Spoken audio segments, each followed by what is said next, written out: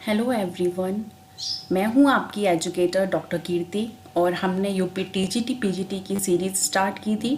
उसी में हमने स्टार्ट किया है आज cell structure and its function. ठीक है, तो आज हमारा इसका पहला लेक्चर है, तो हम स्टार्ट करते हैं। ओके, सबसे पहले हम सेल स्ट्रक्चर एंड फंक्शन हम स्टार्ट कर रहे हैं, यानी कि हम सबसे पहले पढ़ रहे हैं सेल के बारे में। ठीक है, तो सेल क्या होता है?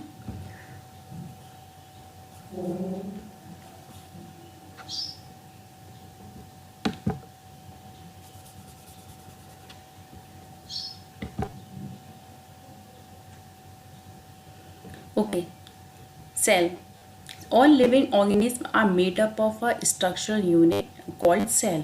सारे जो लिविंग ऑर्गेनिज्म होते हैं वो एक यूनिट से मिलके बने हुए होते हैं, यानी उनको बनने के लिए किसी चीज़ की ज़रूरत होती है, तो वो होती है आपकी सेल। ठीक है, यानी कि अगर हम कह सकते हैं कि जो सेल जो होती है, अगर बहुत सारी cell when they are collect, उनको ग्रुप में रखा जाए, यानी कि आपने एक बहुत सारी सेल ले ली एक साथ एक बंच में रखी हुई है, तो उनको हम टिश्यू कहेंगे। ठीक है, और बहुत सारे टिश्यू मिलके ऑर्गेनिज्म बनाते हैं। कहने का मतलब ये है कि group of cell is known as a tissue and a group of tissue is known as a organism. ठीक है, okay. Now the study of cell. अब बात आती है कि सेल की स्टडी को क्या कहते हैं, उसको हम साइटोलॉजी कहते हैं। टर्म सेल किसने दिया था? रॉबर्ट हुक ने। नेक्स्ट ही है आपका सेल थ्योरी। अब आपकी बात करते हैं सेल थ्योरी की। सेल थ्योरी किसने दी थी? आपकी शेल्डन एंड शेवान ने दी थी। ठीक है, इन्होंने एक कॉन्सेप्ट दिया था कि all the living organism are composed of a cell is known as a cell theory. ठीक है, जो भी ऑर्गेनिज्म हैं वो सेल से मिलके बने हुए होते हैं, वही आपकी सेल थ्योरी भी है। ये कॉन्सेप्ट है। सेल का मतलब, आप कहने का मतलब सीधा सीधा ये है, जैसे आपने कोई किसी वॉल को देखे, आप दीवार को देखें, वो दीवार जो होती है वो किस चीज़ से मिलके बनी होती है? ईंट से। आप यहाँ एक एज्यूम कर लीजिए कि cell is a brick. Cell वो ईंट है, अगर एक ईंट रखेंगे फिर दूसरी फिर तीसरी फिर चौथी, इस तरीके से बहुत सारी ईंट, बहुत सारी जो ईंटें होती हैं वो एक वॉल बना देती हैं। उसी तरीके से बहुत सारी सेल्स जो होती है वो एक ऑर्गेनिज्म बनाने के लिए रिस्पॉन्सिबल होती हैं। ठीक है, ओके। इसी में एक टर्म है, एक आपके एक साइंटिस्ट है आर वेचो, इन्होंने ये बोला था और ओमनिस सेलुला ई सेलुला, ये इनका वर्ड था। इसका मतलब क्या होता है? All cells arises from pre existing cells. इनका मतलब ये होता है कि जो भी सेल्स अराइज होती है या निकलती हैं, तो उनके लिए एक पर्टिकुलर एक एक्साइटिंग जगह, एक्साइटिंग स्पेस होता है। ठीक है, एक पर्टिकुलर स्पेस होगा जहाँ से वो एक्साइट करेंगी। ठीक है, तो ये इन्होंने बताया था। ठीक है, अब इसी के टर्म में जो सेल, एक सेल थ्योरी के एक्सेप्शन, वायरस को हमने सेल थ्योरी का एक्सेप्शन कहा गया है। ठीक है, क्योंकि ये एक ओब्लिगेट पैरासाइट होता है। ठीक है, नाउ सेल का जो साइज होता है 0.2 से 20 माइक्रोन तक होता है। सबसे स्मॉलेस्ट सेल को हम PPLO कहते हैं। इसको हम प्लूरो न्यूमोनिया लाइक ऑर्गेनिज्म। ठीक है, लार्जेस्ट सेल आपका सेल ऑफ ऑस्ट्रिच है। लॉन्गेस्ट सेल्स आपका नर्व फाइबर ऑफ एनिमल्स है। ओके, जो सेल होता है वो सेल का साइज, किसी भी सेल का साइज क्रोमोसोम नंबर के इन्वर्सली प्रपोर्शन होता है। ये आपने याद रखने वाली बात है। ओके, सेल का टाइप, यानी कि अगर हम बात करें कि सेल कितने टाइप के होते हैं, तो ये सेल आपके दो टाइप के होंगे, प्रोकैरियोटिक एंड यूकैरियोटिक सेल। ठीक है, ये आपका डिफरेंस है, पर इसको हम अभी बाद में पढ़ेंगे प्रॉपर। ठीक है, नाउ ऑर्गेनाइजेशन ऑफ सेल की अगर हम बात कर लें कि सेल ऑर्गेनाइज कैसे होते हैं, कैसे अरेंज होते हैं। ठीक है, नाउ सेल जो है वो आपकी सेल वॉल से मिलकर बनी होती है। अगर प्लांट की सेल है तो उसमें वैक्यूल होगा। ठीक है, और एनिमल सेल है तो वैक्यूल एब्सेंट होगा। एंड प्रोटोप्लाज्म, प्रोटोप्लाज्म आपका साइटोप्लाज्म और न्यूक्लियस से बना होता है। साइटोप्लाज्म में आपके सेल ऑर्गेनिज्म प्रेजेंट होते हैं। ठीक है, अब हम स्टार्ट करते हैं आपकी सेल वॉल से। ठीक है, सबसे बाहर की लेयर होती है सेल वॉल।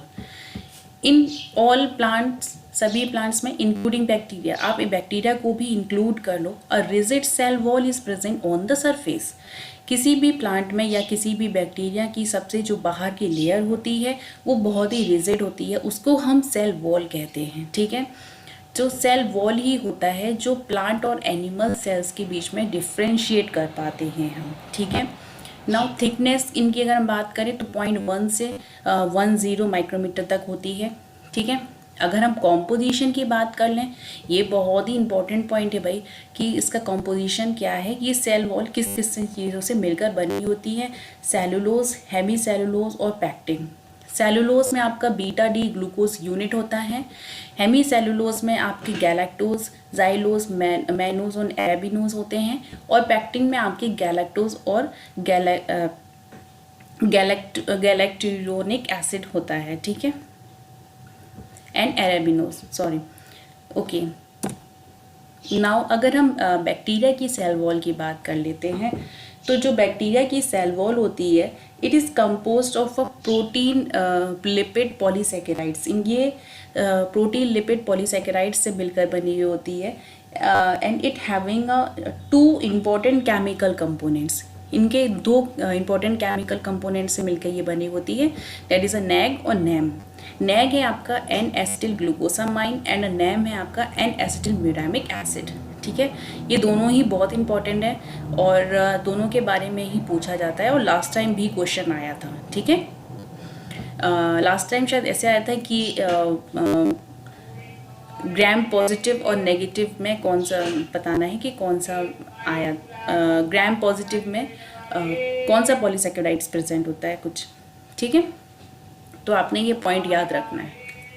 फंजाई क्या होती है, cell wall is made up of a chitin. Fungi की जो सेल वॉल होती है वो काइटिन की मिलकर बनी हुई होती है।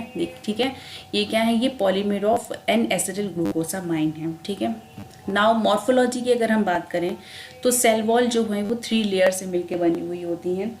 ठीक है, फर्स्ट है आपकी मिडिल लेयर, सेकेंड है आपकी प्राइमरी लेयर, थर्ड है आपकी सेकेंडरी लेयर एंड फोर्थ है आपकी tertiary wall.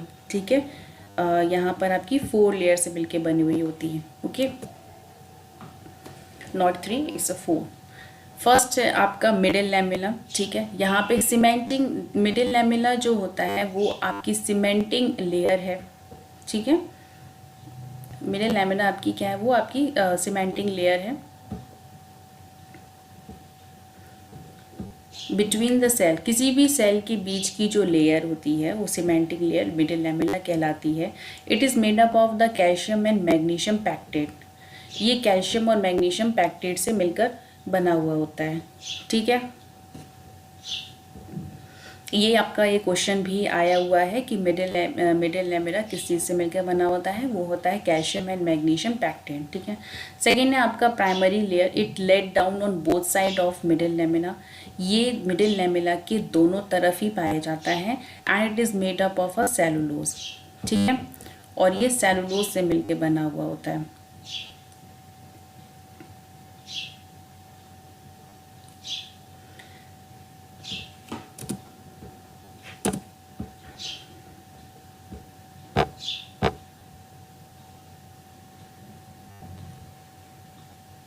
Okay, now third is a secondary cell wall, secondary wall. Secondary wall क्या होता है, it laid down on inner side of primary wall after maturity.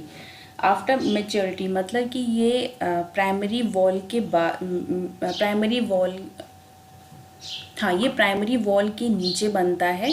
कब, after maturity. After maturity का मतलब क्या है कि जो कोई भी सेल बनना बंद कर देती है व्हेन, ठीक है, जब कोई सेल्स बनना बंद हो जाती हैं यानी कि वो प्रॉपर मेच्योर हो जाती हैं, उस टाइम पर नीचे की तरफ जो है प्राइमरी सेल्स के नीचे सेकेंडरी वॉल बनना स्टार्ट हो जाती है। ठीक है, ओके। नाउ एक टर्म है आपका आपकी कुछ इसको आप इम्पॉर्टेंट नोट में डाल लीजिए, प्लाज्मोडेस्मेटा। ठीक है, प्लाज्मोडेस्मेटा एक टर्म है। ये क्या होता है, cell wall form from cell plate known as a plasmodesmata. Plasmodesmata क्या होता है, सेल वॉल जो होती है वो आपकी सेल प्लेट से मिलकर बनी हुई होती है। ठीक है, सेल प्लेट से मतलब जो सेल प्लेट से मिलकर बनी हुई होती है उसे हम प्लाज्मोडास्मेटा कहते हैं, ठीक है। यानी कि सेल वॉल का फॉर्मेशन कहाँ से होता है, सेल प्लेट से, ठीक है। तो इसको हम, इस टर्म को हम प्लाज्मोडास्मेटा कहते हैं, ठीक है। तो इनमें जो सबसे इसमें एक सेल ऑर्गेनिज्म जो है वो आपका सबसे ज़्यादा इम्पॉर्टेंट रोल प्ले करता है ER, ठीक है। यानी एंडोप्लाज्मिक रेटिकुलम जो है ये जब ओरिजिन होता है प्लाज्मोडास्मेटा का, तो इसमें ये बहुत ही इंपॉर्टेंट रोल प्ले करता है, ठीक है। यानी कि ER जो होता है वो रिस्पॉन्सिबल होता है, ठीक है। अब हम इसके स्ट्रक्चर की बात कर ले, अल्ट्रा स्ट्रक्चर की। यानी कि अगर हम इसको कट करके देखते हैं तो इसमें क्या होता है, cell consist of a fibrils and matrix. Cell जो होते हैं वो फाइब्रिल्स और मैट्रिक्स से मिलकर बना हुआ होता है, ठीक है। और cell consist of a fibrils and matrix. Matrix क्या होती है, एक net like framework of a microfibrils is embedded in an amorphous gel like structure, ठीक है। मैट्रिक्स क्या होता है, एक नेट लाइक स्ट्रक्चर होता है, बहुत एक जाली की तरह के एक फ्रेम होता है, जहाँ इसको हम माइक्रोफाइब्रिल्स कहते हैं, जो एक जेली लाइक स्ट्रक्चर में धंसा हुआ होता है। मतलब एक नेट लाइक स्ट्रक्चर पूरी तरीके से एक जेल में धंसा हुआ होता है, उसको हम मैट्रिक्स कहते हैं। मैट्रिक्स यानी कि वो जेल है, उसको हम मैट्रिक्स कहते हैं, ठीक है। ये क्वेश्चन आया हुआ है, 1 fibrils is made up of 250 microfibrils, ठीक है। एक माइक्रोफाइब्रिल्स जो 1 माइक्रोफाइब्रिल्स जो होते हैं वो 250 माइक्रोफाइब्रिल्स से मिलकर बना हुआ है, ओके।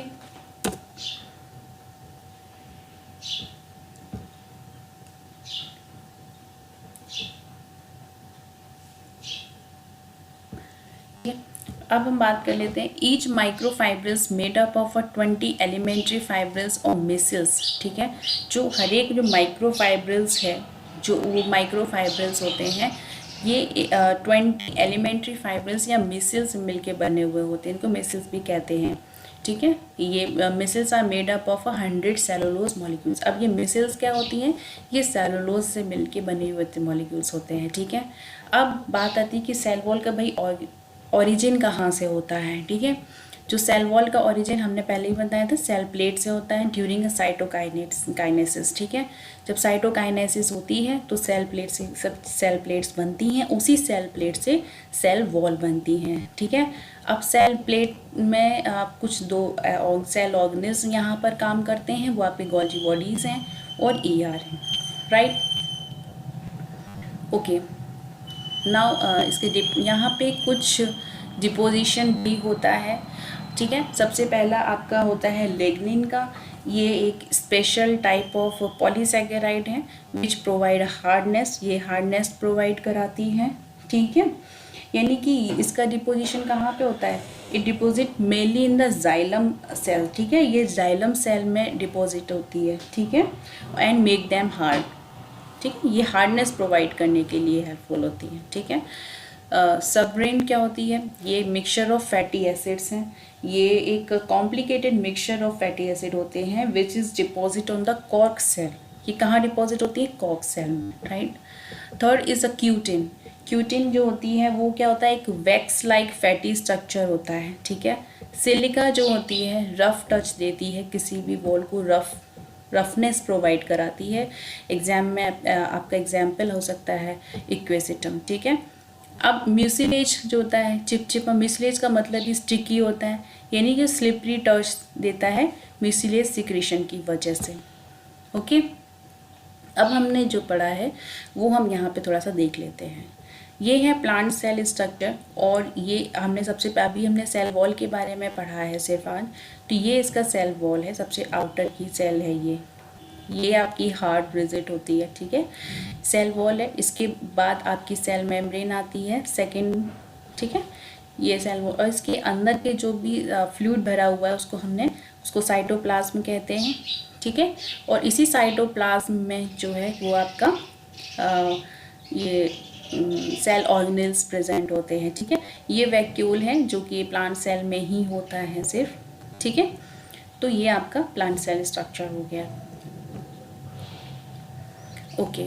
नाउ इसमें कुछ स्पेसेस भी पाए जाते हैं, उनका कैयंस जिसको हम कैविटी कह सकते हैं, वो तो कैविटी आपकी सबसे पहली है सीजोगाइनस कैविटी, जो सीजिन का मतलब होता है स्प्लिट, यानी कि जो टूट जाती हैं। At maturity cell wall is separated from the each other. Maturity के बाद क्या होगी, जो सेल वॉल होती है वो सेपरेट हो जाती है, अलग अलग हो जाती हैं, और वहाँ पर एक कैविटी बन जाती है। उस कैविटी हम सीजोगाइनस कैविटी कहते हैं। ठीक है, एग्जाम्पल आपका resin canal in Pinus, right. Lysogenic activity क्या है, फॉर्म्ड बाय ब्रेकडाउन।